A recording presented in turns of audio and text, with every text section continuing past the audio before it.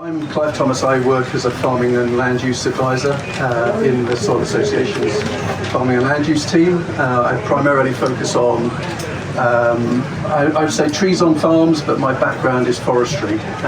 And this whole topic that you're going to hear a lot more from Lindsay about, I found really fascinating since I joined the Soil Association a few years ago and started working more closely on this topic, and in particular more closely with Lindsay, because when I was being trained as a forester too many years ago now, more than 40 years ago, we were taught a lot about how to grow trees. We were taught a lot about how to manage trees. We were taught a lot about timber products and harvesting trees and all the sort of benefits of woodlands from a sort of timber property perspective. We were also taught a lot about pests and threats to trees. So there were the usual things like deer and squirrels, but also in that category was livestock. And I suppose I spent the sort of next 20 years of my career very much sort of battling against potentially livestock having anything to do with trees. So as I say, when I joined the Soil Association and started working more closely with people like Lindsay, it was an absolutely eye-opener to me really to understand how trees had actually evolved over millennia alongside herbivores, and how many of those things now can be as important today as they were then. So that's why I was sort of keen to help facilitate this session and offer some prompts to Lindsay, who's going to sort of take us through. Really the structure for the conversation is the kind of the what. So what is tree fodder? Why is it potentially beneficial to livestock? And then we really then want to focus on the sort of practicalities, the how to do that, both within a sort of managed system, but also perhaps more in a sort of landscape system. And then the in-conversation bit, I will be asking Lindsay some questions, but we're also hoping that you will also ask questions as well. So we're going to allow plenty of time towards the end of the session for you to get engaged and find out more about this topic. And then one final plug, just while I remember, so some of the sort of advice that I picked up from Lindsay, which I won't go into now because she's going to talk about it in more detail, has then informed lots of other projects. So there's a project that we'll be talking about in more detail tomorrow with 3 farmers who participated as pilot farmers on the Whole Farm Tree Plan project. So if you're up at 9 o'clock tomorrow in the showground and you fancy being back in this tent, come and find out a bit there. But we took some sort of general principles that Lindsay gave us as to how we might assess the browse, quality and accessibility at an individual farm level for that project. Okay, Lindsay, without further ado, I'm sure you'd like to introduce yourself in a bit more detail than I've just done, but then maybe you can kind of just give us a sort of general overview of what we're talking about. Yeah, thanks, Clive. Yeah, so I'll quickly say who I am and how I got here, I guess. I started as a 17-year-old milking cows, and as far as I was concerned, that was what I was going to do for the rest of my life. As I became more disillusioned with farming in general, but really a farming process that stopped me being the stockman that I wanted to be. And then I retrained as an animal behaviour and welfare scientist. Over a period of time, then started working at the Organic Research Centre, and it was really a colleague who was working in the agroforestry programme that asked me to talk about the benefits of trees for animals. And the reason why I spend so much time doing this is because they really are the gift that keeps on giving in so many ways. I mean, we're going to be focusing on tree fodder today, but shade, shelter, emotional benefits, the list is really endless. So trees in the landscape with animals is wholly a good thing as far as I'm concerned. And it's really then just about the detail of how. But as I said, we're going to be talking about tree fodder in particular today, and it sort of makes sense to start with what is tree fodder. It's probably obvious to most people in the room, but let's go there anyway. So tree fodder is trees as foodstuffs. And in the UK, tree fodder was a traditional way of feeding animals, and our traditional fodder trees were ash and wych elm, and then holly for the winter times. Holly predominantly, but not exclusively, for sheep. So this would be direct browse of holly groves. And if you go around the country and you see places like Hollins, it comes from this method of feeding back in the day. And I put these slides up really to illustrate that this is something that we are resurrecting. It's not new by any means. This is not the UK, this is Switzerland. And a couple of photos that I pilfered from a book in a restaurant when I was visiting a friend over there. But yeah, this is how it used to be done. And during one of my reading sessions, I came across a husbandry book written in 1534, where it directly mentions the browse. So it's in Old English, but it's still legible, readable. If thou have any trees to shred, lop, or crop for the firewood, crop them, that thy beasts may eat the browse. So recycling, reusing everything that we've got on farm. And the reason that we're resurrecting this ancient practice, if you like, is because they are resilient, they're sustainable, and they are offering nutrition on farm that we're currently not utilising. Thanks, Lindsay. So I think that kind of locates us in what we're talking about here, both some up-to-date examples and then obviously some historical context there. But why, I guess the next question, Lindsay, is why might the livestock be interested in that, and why might farmers be interested in that? So maybe if we could move on to that. Yeah, so this is where my interest really lies. It's how animals engage with the landscape as the animals that they are. So we can see from this graph on the left-hand side, this is something that the Woodland Grazing Toolbox developed, looking at the amount of browse that animals will take in over a whole year. So this is the average intake of each different type of foodstuff. So the browse is at the top. So you can see for cattle it's around 12% of total diet across the whole year. For sheep it's 20%, and for goats it's around 60%. But there will be times of the year when their intake increases, and that might be in a drought period where there's very little grass and the only green that is in the landscape will be from the trees.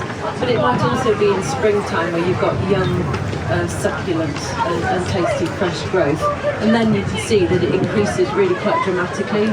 So for cattle up to around 55%, and for goats up to 93%. So I'm assuming, Lindsay, that's when the full range of potential forages on offer to an animal.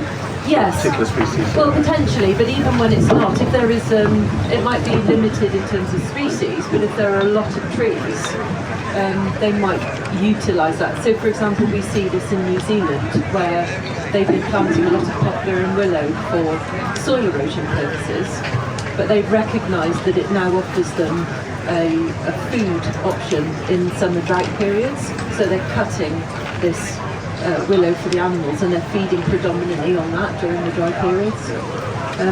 Yeah, and I put these two images on here just to demonstrate really how hard the animals will work to get access. So you've got a sheep on its hind legs, not a comfortable position by any means for a sheep, and a cow risking being zapped at any moment to get access to the elm hedge that she's browsing on.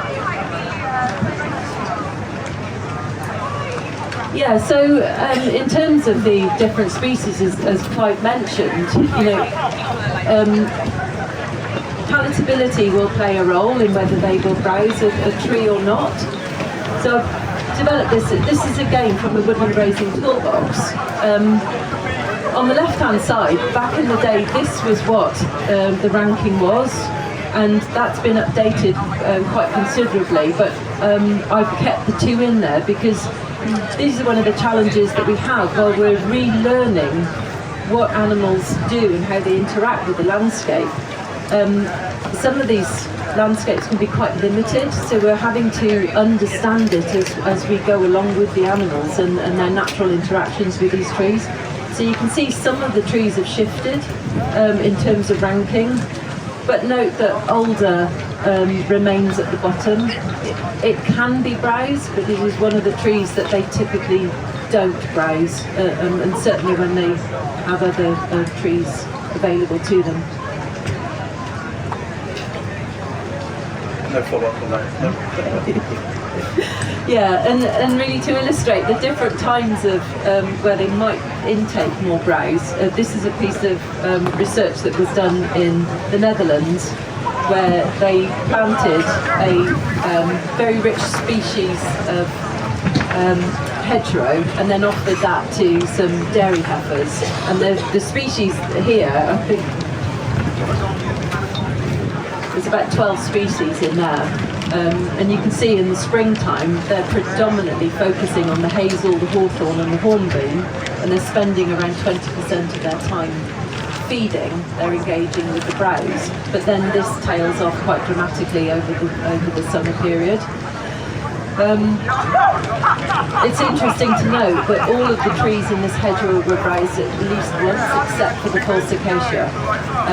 It's a high tannin tree, and it is used as a browse tree elsewhere, and it might be that with familiarity over time that these animals may browse on that at a later date. But you know, these things are ongoing, and we need to learn more. Yeah. Sure. Okay. I will bring it together in a moment. Lovely. Yeah.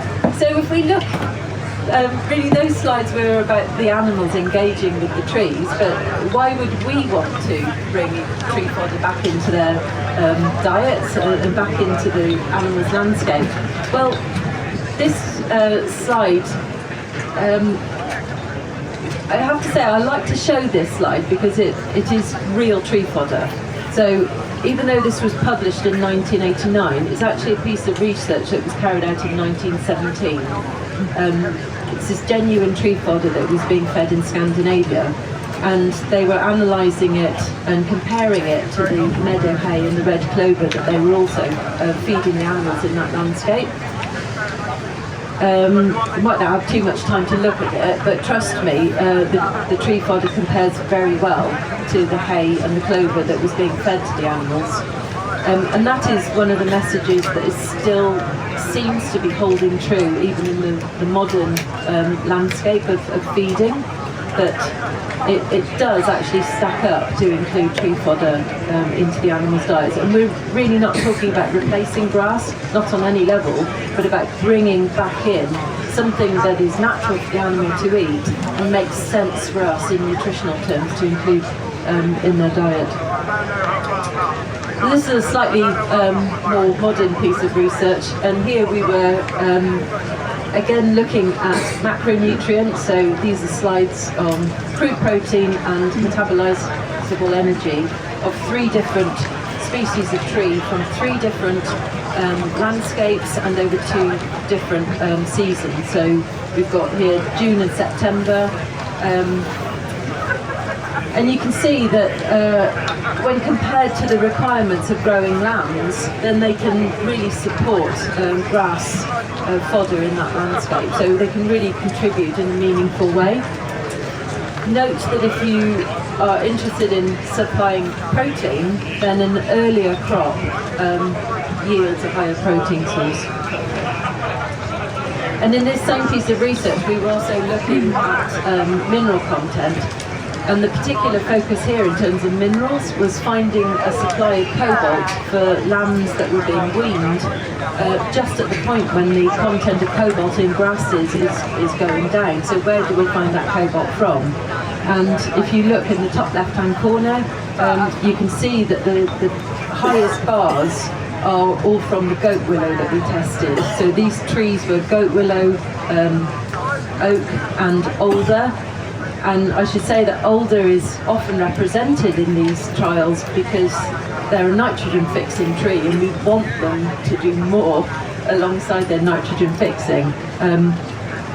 But as I say here, absolutely the goat willow is a very good source of cobalt, which they can then take for themselves. The other 3 that I've picked out,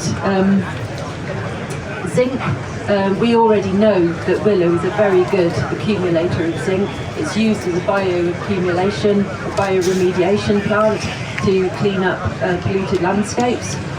So there's no surprise that the zinc again is high in willow.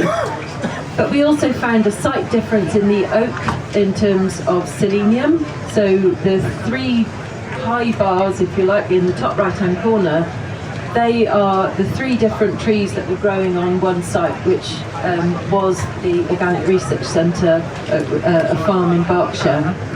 And then we also found a seasonal difference for the iodine. So in the bottom right-hand corner, you can see that the iodine was highest in the September harvests in all of the trees.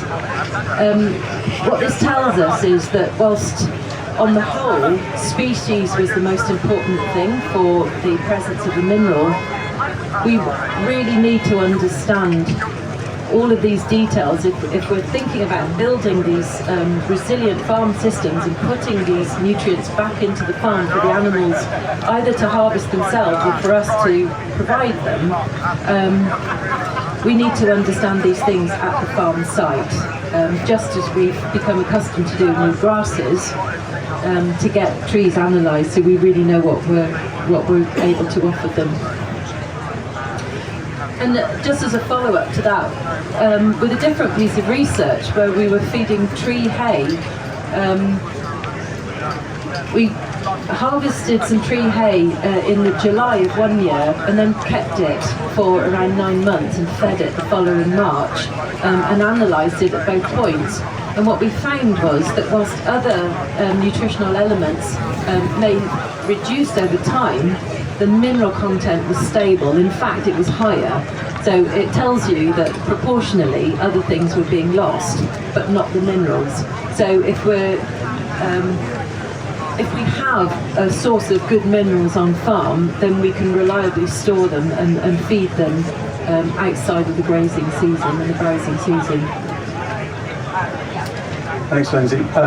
So that was a lot of that information is the information that Lindsay gave me when I called her to say we're trying to develop a sort of simple approach to how we might assess the browse quality of hedgerows and woodland edges. And in my head I was thinking, well, if there's kind of willow in there or certain tree species, we're going to score it in this way. And if there are other tree species in there, we're going to score it in that way. And the kind of key messages I took from everything that Lindsay's just explained to you and what she explained to me over the phone that day was that actually it's about the variability, not just the sort of diversity of species and having that assemblage because of the different nutrients or micronutrients that are being provided, but also this seasonal variability as well. I mean, it makes complete sense. It's the same advice we would give if we had a strong biodiversity objective or a strong resilience objective. You'd want variety and a mixture in there. So in the end, we ended up scoring a total number of species rather than trying to focus specifically on individual species in the approach we took.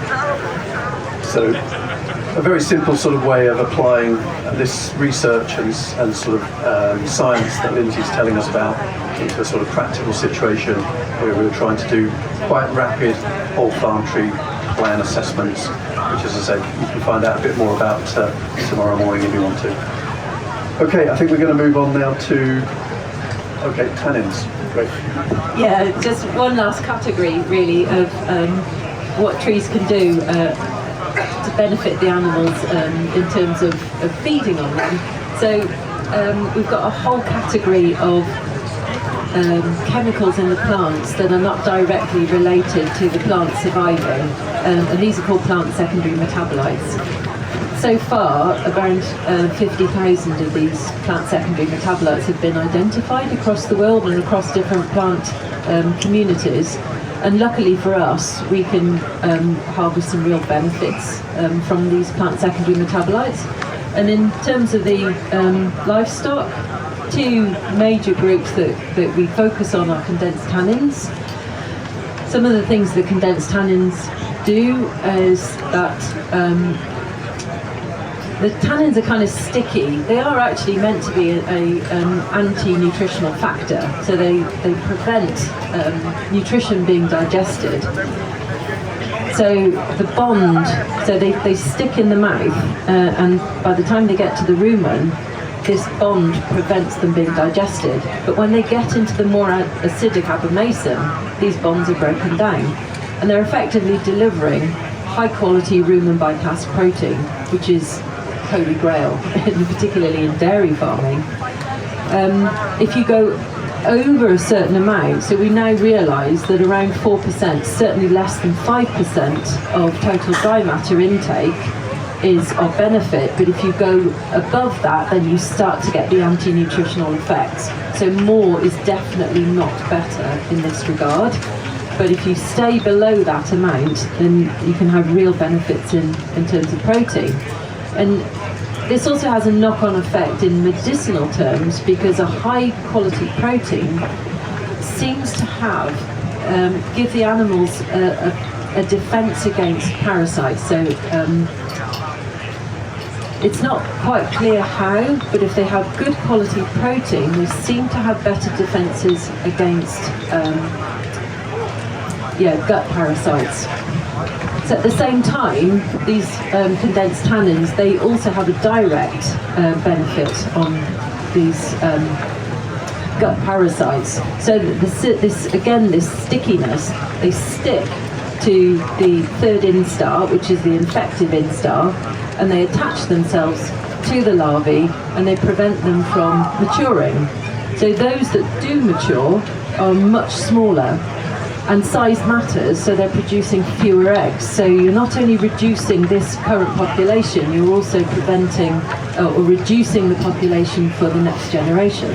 Now, we know they're not as effective as chemical treatments. We know this, but what we also know is that throughout evolutionary history, there appears to be no resilience, no resistance to condensed tannins that's being developed by the parasites. So it seems to be a very stable relationship, if you like. And if we think about this, if we put the trees back into the animals' landscapes where they can take these tannins for themselves, we're also not leaving the treatment until there is a burden. We're allowing the animals to self-medicate in an ongoing way, so those critical points don't arise. Of course, we have to manage good pasture management at the same time, but building that relationship and allowing the animals to self-medicate becomes a normal part of their story rather than our management story, if you like. And then the final one that I wanted to talk about was the salicin, so the salicylic acid, a group of chemicals. But we might recognise the active component as aspirin, so we're talking about a painkiller in our world, but it offers much more than that. So it's anti-inflammatory, antifungal, antimicrobial, and we know, whilst all plants have this chemical, because it has a lot of jobs to do within the plant itself, that the benefits we can accrue by feeding them to our livestock. And there's some research that's been done looking to see whether animals will eat it. It's quite bitter, but one particular piece of research was looking at different willow species that were offered to sheep, and these willow species had known amounts of salicylic acid, and all the sheep went for the high salicylic acid. It's bitter, so it's absolutely not a favoured taste, but we know they change their palatability according to their nutritional and medicinal needs. Unfortunately, this trial didn't know what the health status of the animals were, but nevertheless it shows us that they're able to select it, and they intentionally selected it. Willow has become synonymous, as I say, although every plant has some salicylic acid in it, but willows also differ. And as far as we know, I think we're pretty sure that purple willow or European violet willow is the highest level. But actually goat willow, good common old goat willow, has a decent amount in it too. Thanks, Lindsay. Well, I mean, that one slide alone really should be a game changer, I think, in terms of animal welfare. And as I said earlier, I certainly wasn't taught any of that at forestry school about those benefits of trees for livestock, so it's fascinating. You've managed to keep everybody sat down. I haven't seen anybody leave the tent, Lindsay. So you've convinced us of the, well, you told us a little bit about the what, you've convinced us of the why. How do we do this? Perhaps you could move on to some of the kind of practicalities of that, and then maybe we'll open that up to the audience as well. Yeah, well, I suppose there are loads of opportunities with the how, and it makes most sense to start with the animal themselves. Browsing, direct browsing. There are trees already in the landscape, and I guess allowing them to eat what they want when they want is the easiest way of doing it. The challenge is, of course, that we've taken a lot of trees out of our landscape, and we put a lot more animals into that same landscape. So getting the balance right is a bit of a challenge in that regard. Other methods of doing it are still feeding fresh. We can cut and drop fresh. So, for example, the thing I said before, about the trees in the landscape in New Zealand, the trees are there predominantly for soil erosion, but they are dropping branches for fodder and allowing the animals to come and just feed directly there. In this particular regard, on the top right-hand side, these are trees that are being harvested for firewood, and they're being cut at a time where the animals can strip them of their leaves, and then the clean branches are then being taken away as firewood. And the pigs in the bottom, this is another version. This is cut and carry, but still feeding fresh.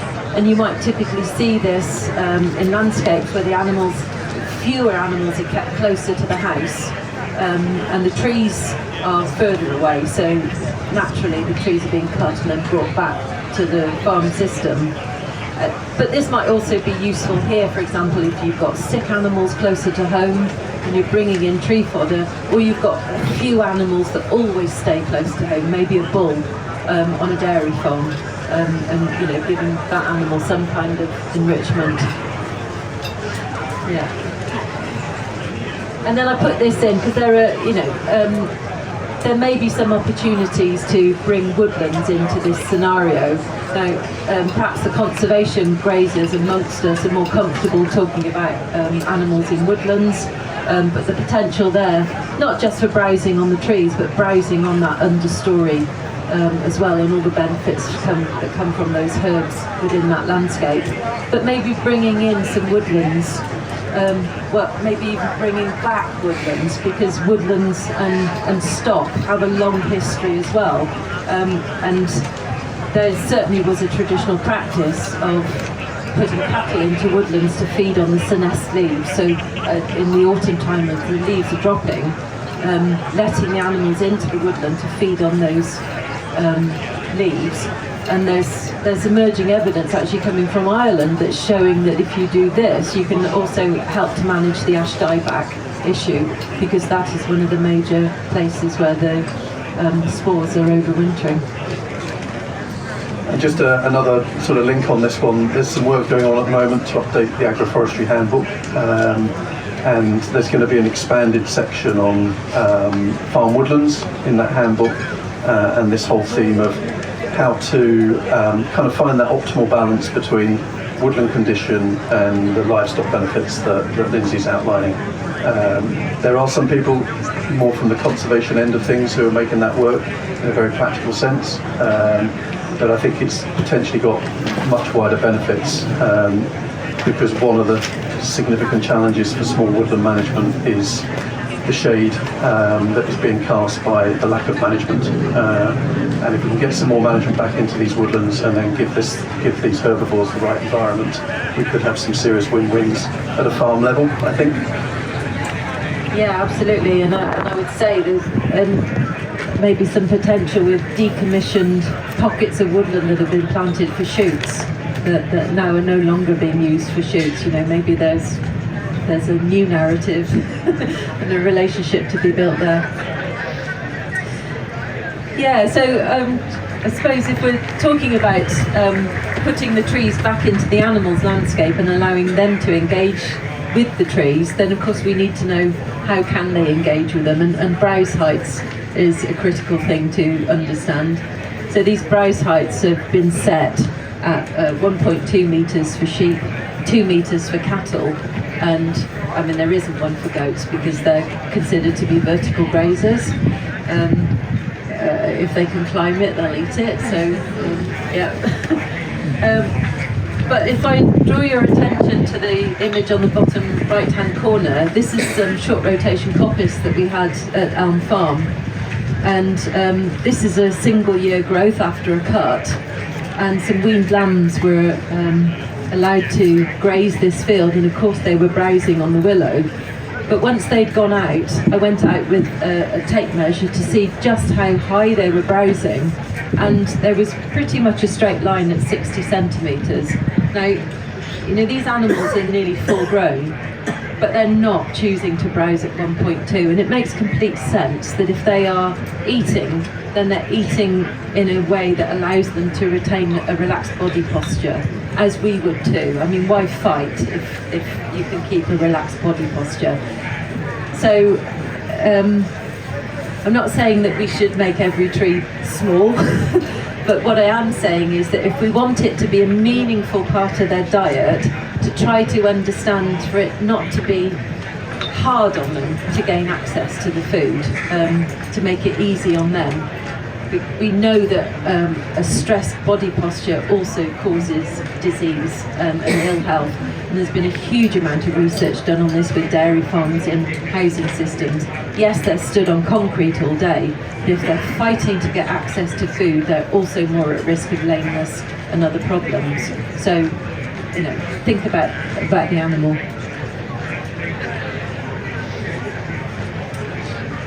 Okay, we're moving on to how we might take it to the animals, I think, Lindsay. Yeah. So that was really covering the fresh, if you like, feeding it fresh. But we've also got options of preserving tree hay, just as well. I mean, tree hay. This is the word. So browse is fresh, and fodder, traditionally at least, used to be the preserved type of tree feeding, and tree hay is the classic. So this is the way that it would have been fed in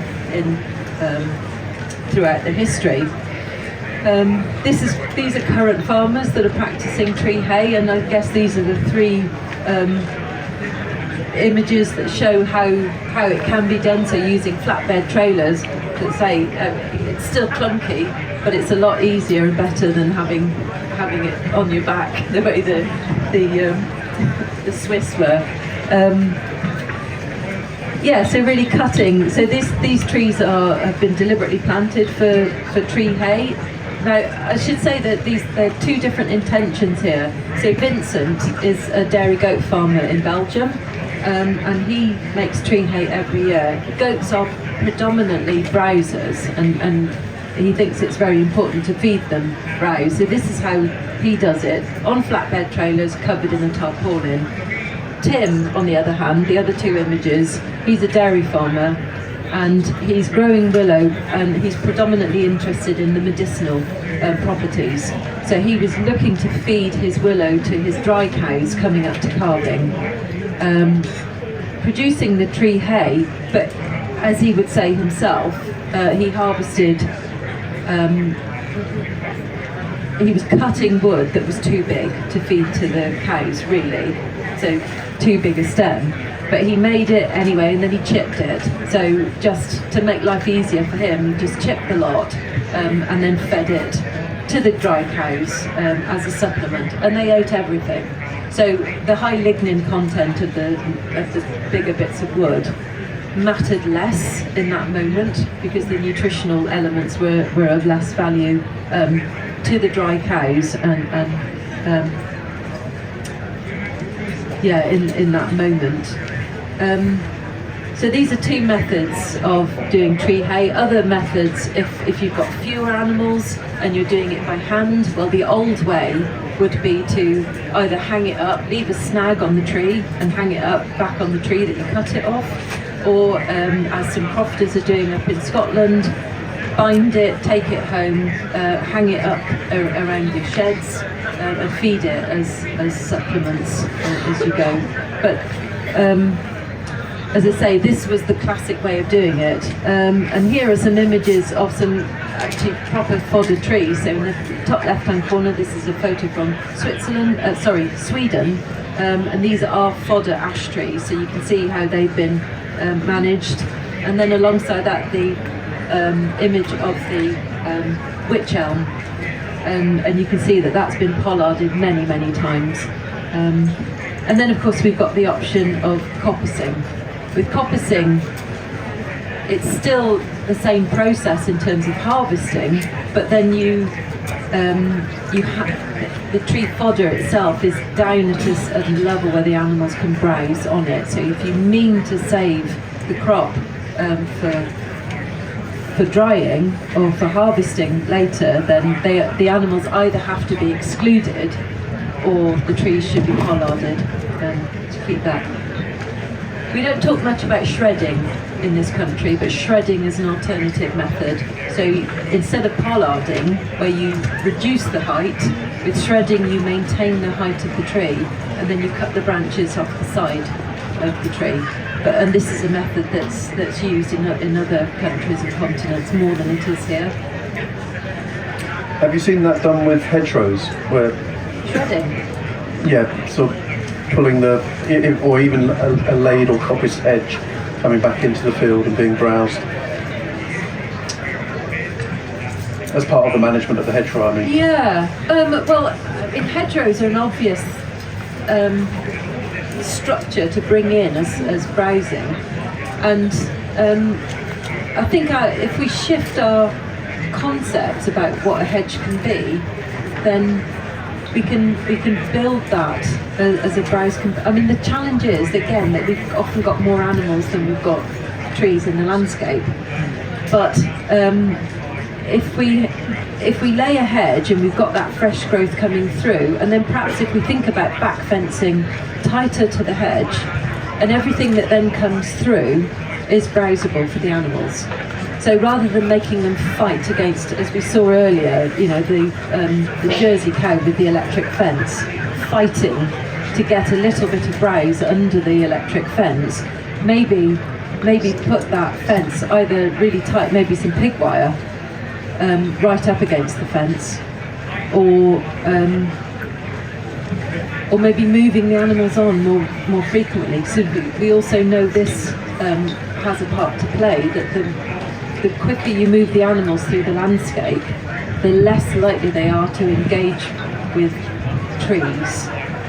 And that doesn't mean that they don't, but it means that if they stay there for a week, they'll highly likely do more damage, or if they stay there for summer, they'll highly likely do more damage than if you're moving them more frequently through the landscape.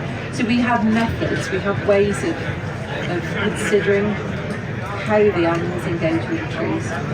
I just wondered if your mic had gone off.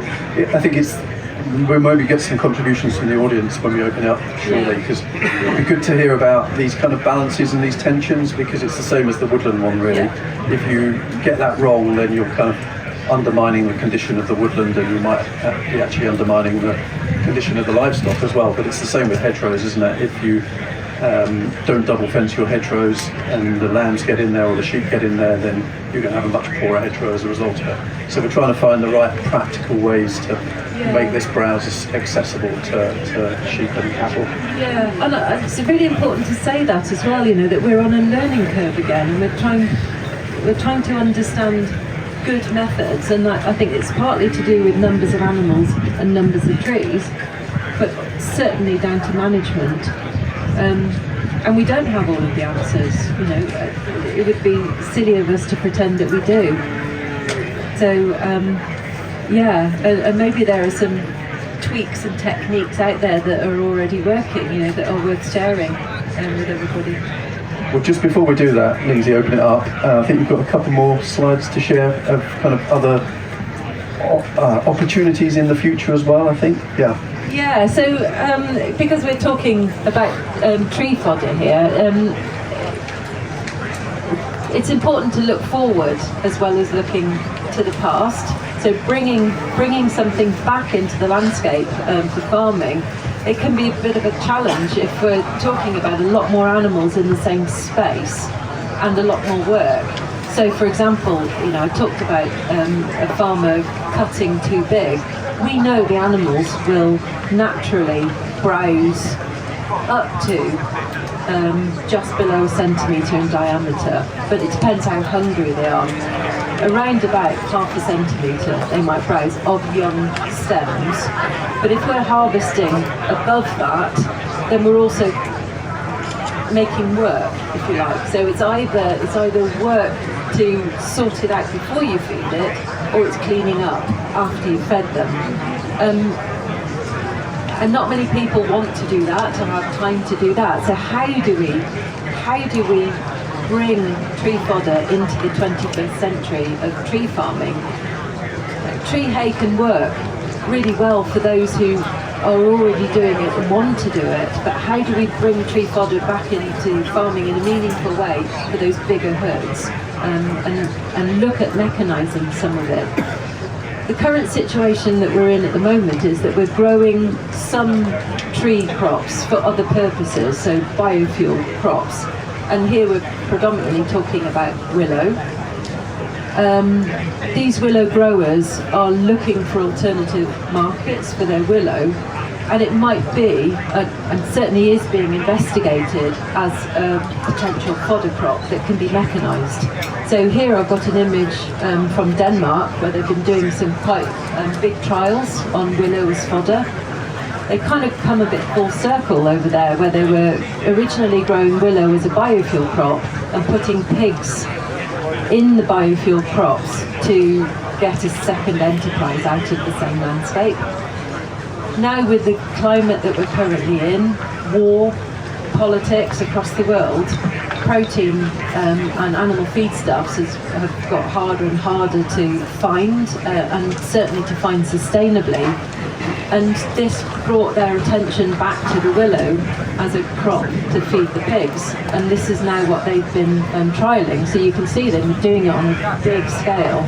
This is big machinery, and they've been making ton bales of willow silage harvested in May and feeding back to their sows, and they've got some very, very good results from this. Is that the right slide?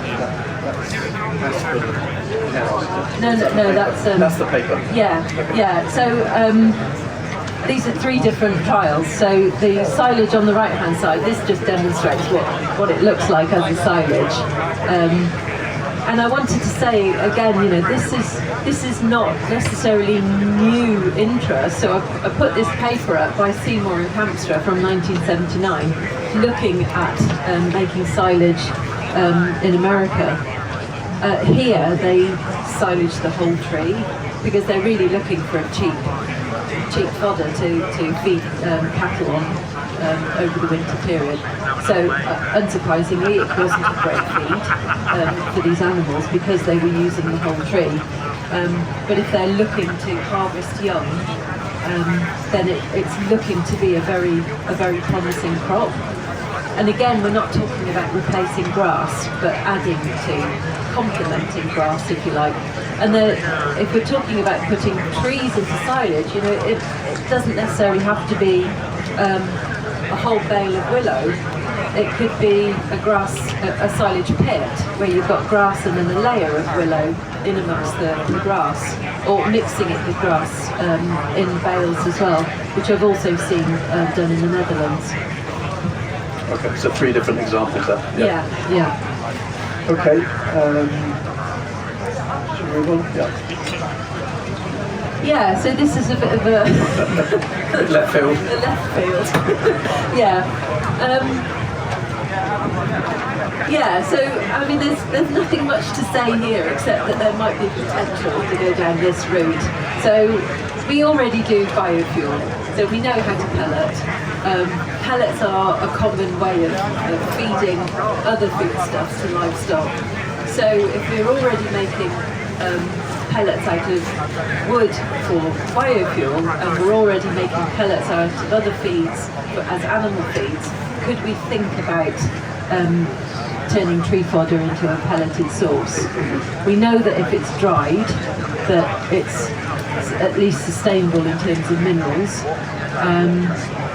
And we might be thinking then about perhaps off-farm.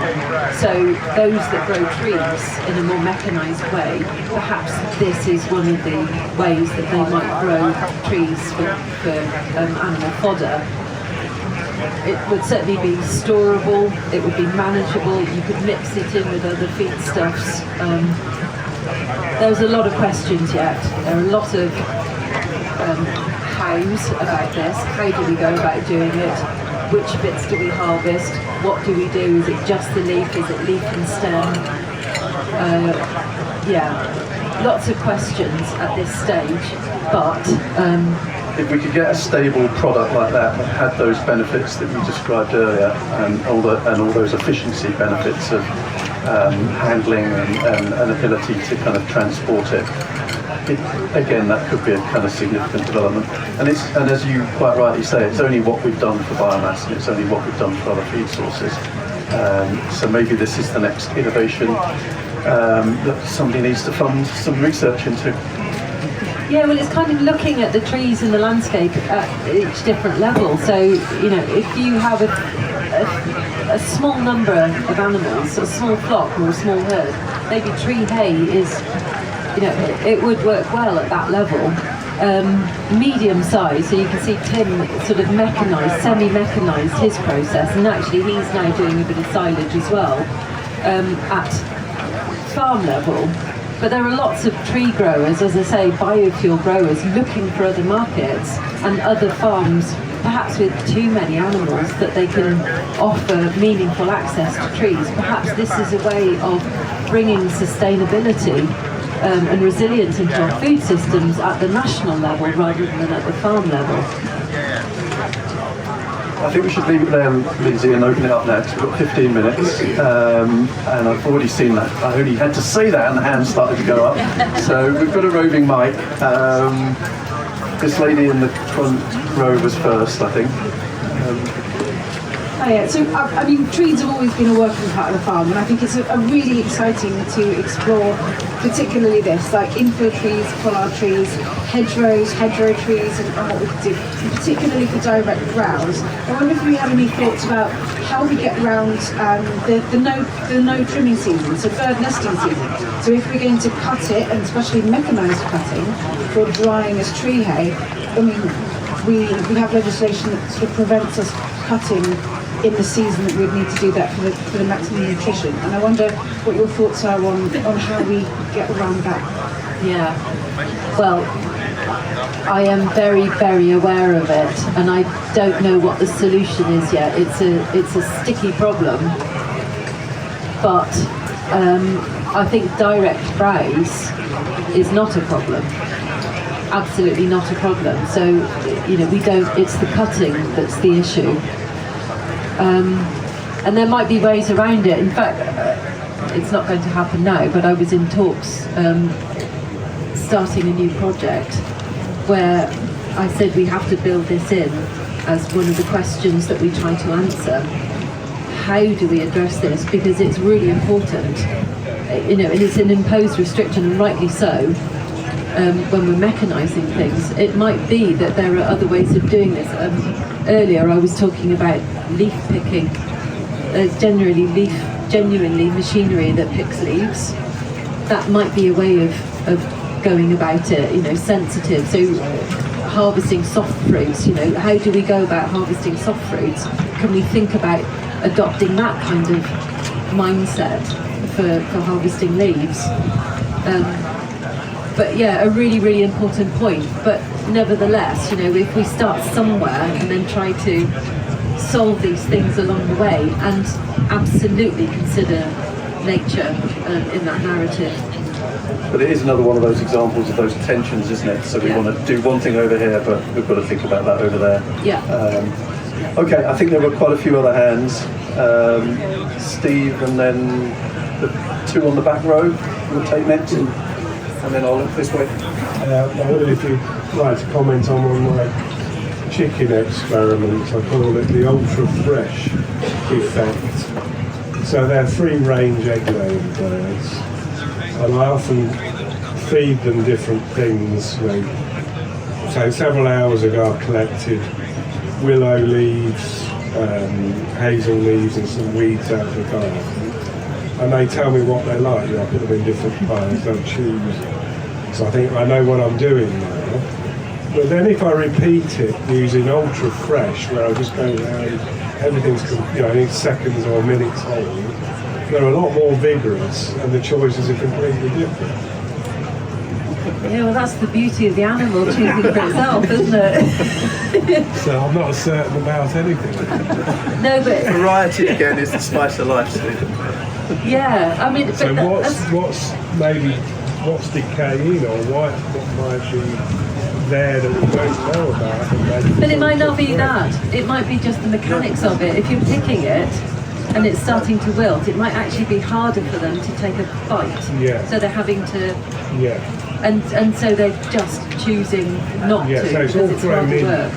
thrown into them, but the behaviour is completely Yeah.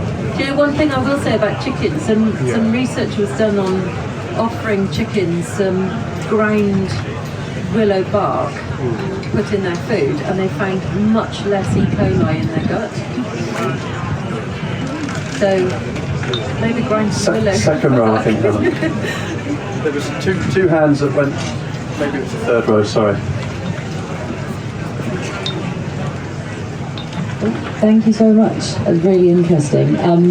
You've spoken a lot about the benefits of the trees for the livestock, and I was wondering whether you had come across research or had information on the benefits of having livestock within trees. So what are the benefits for the trees to be grazed? Oh, that's a good question. Maybe you could answer that one. Well, I could give that a go in terms of woodland condition. So the benefits to the ecosystem rather than necessarily the individual tree. I think that's why we have conservation grazing practices in woodland to achieve a number of things really. It might be about having that more open habitat with more edges. So actually browsing out some of the regeneration that might be happening in the woodland. But it also might be about breaking up the rank vegetation, breaking up the ground, and allowing that sort of germination and seed bed to actually encourage regeneration and kind of woodland succession in the first place. And as what we kind of alluded to, really finding that sort of right tension. I think that's what that grazing handbook that you referred to earlier that was produced in Scotland was trying to find the right sort of set of guidelines to benefit the livestock, benefit the woodland condition. One thing as I say, didn't necessarily learn early on in my sort of forestry career, but maybe midpoint, was to kind of appreciate the fact that many tree species, or in fact all tree species, had evolved with herbivores. So it's one of the reasons why, when we cut them, when we manage them as hedgerows, they grow back so vigorously. They've kind of evolved to do that. So kind of understanding that as well, I think, really helps us with our sort of whole way of thinking about things. Right, no, we had two. So this gentleman here and this lady in the orange dress. Thank you. I want to ask, do you have some data, or do you have data on establishing and designing silvopastoral systems for the south part of Europe, Mediterranean climates, more dry, more hot weather, and especially false acacia as fodder? There is data about false acacia, but there is some planting here in the UK, but it's not really planted very much, and certainly not as a fodder tree. It's being planted more as a stake, used as stakes. Yeah. Europe might be a better place to go for that. That kind of information. I'm looking at you, Steve. Yeah, so it was it was championed by William Cobbett, and it was recognised then to be important for fodder. But we've not done any research. You just repeat that. Yeah, so false acacia was a tree that was championed by an important political figure in the 19th century. So wherever you see it in England, it's because of this guy, William Cobbett. And he was saying that it was good for fodder as fencing and archery. Yeah, I mean it's good for fodder in that it's an important fodder tree elsewhere. Yeah. But it is not native to here. And actually I have an issue with it. I recognise that there are other voices and other concerns and trade-offs with everything. But the issue I have with it is that it's an invasive species. And once you change your mind... There's no evidence in England. On the continent, it's invasive. So this is where the native species police have gone a bit far. I mean, there's absolutely no evidence of that in England. So, the other thing is that what we're missing on this is with legumes like that, there's a lot of incredible potential from seeds and beans. I'd really like to do more research on honey locusts, which I think has got incredible potential. Yeah.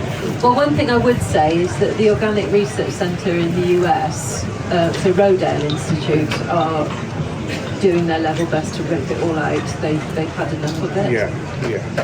In continent. But I mean, if I'm bringing a negative tone, I'm sorry, because it's a legitimate tree and a legitimate fodder plant as well, and may. Yeah. Well, you know what? Actually, if you're looking for protein and you can grow mulberry trees in the same landscape, then have a look at that as another option. More to do on falsification, by the sound of it. Okay, next question. I went on an agroforestry course recently which touched on living barns and purposely planting trees in sort of rectangles to provide shelter for cattle and for browsing. And it just talked about how cattle could be kept for longer over winter and the benefits of browsing. But I haven't heard of many examples of that actually being implemented, and wondered whether you had much information and data on that. Yeah, so I mean, a living barn is quite hard to achieve. If you think about what a barn offers, so you're really talking about a good roof overhead, and ideally some bedding, you have to go quite some way with trees to be able to achieve that, but you can go steps along the way.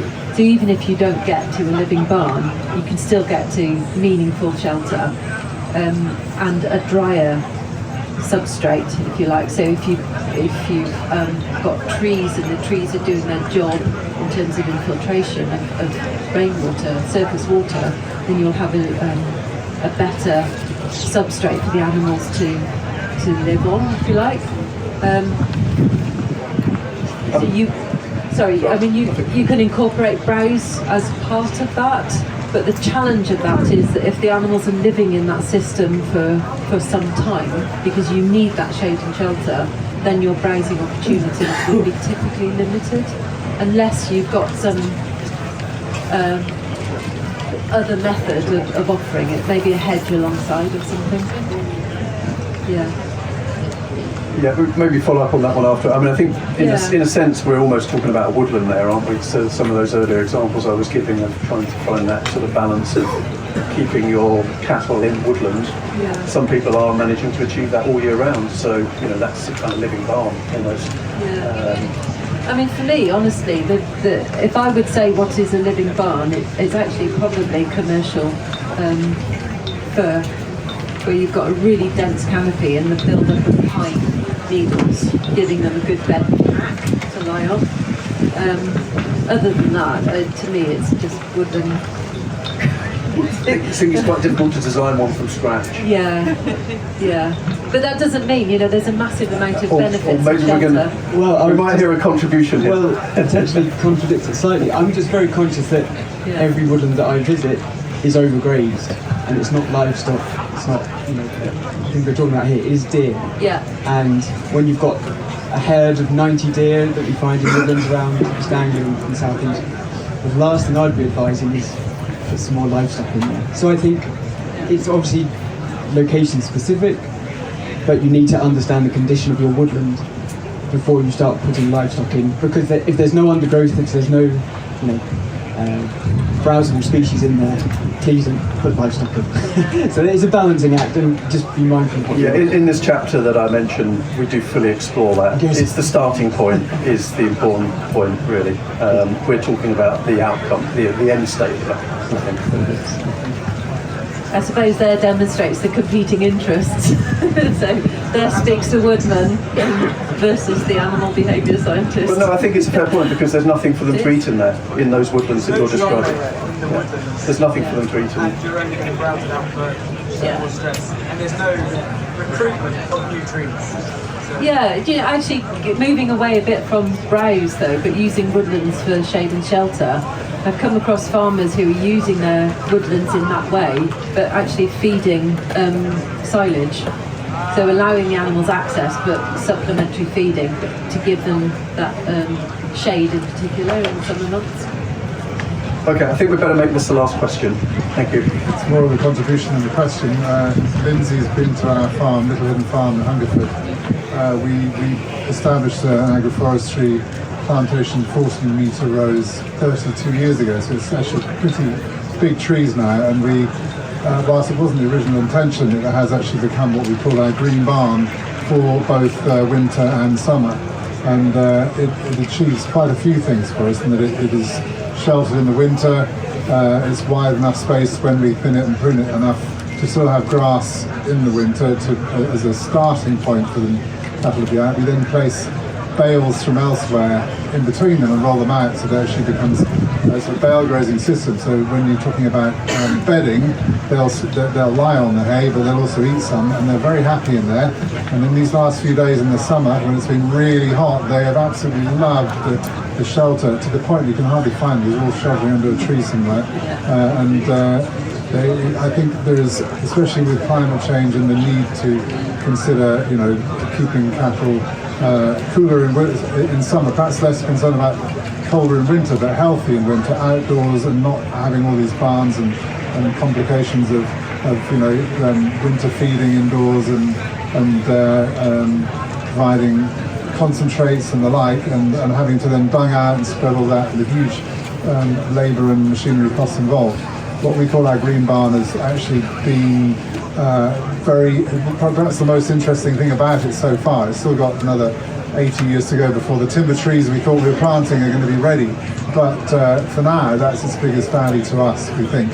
And the balance is the question of pruning and felling, which produces fodder, which we try and put the cows in there while we're doing it, and they lap up an awful lot of the leaves of the trees they like. They're very selective, but they will eat most of them off the branches, and then they'll make good use of the shade and shelter. And I think supplementing with some hay can be important, because you have got less grass under the canopy. But from March this year, they've been out there till a month ago, and they've absolutely been very happy there.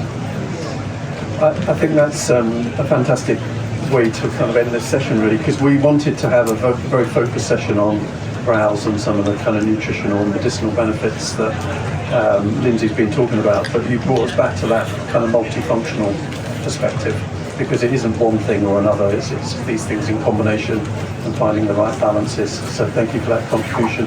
Thanks everybody for sticking with this and your time, and on what is becoming a hot day. Thanks for your attention, and most of all, thanks to Dr. Lindsay Whistance for her fantastic expertise.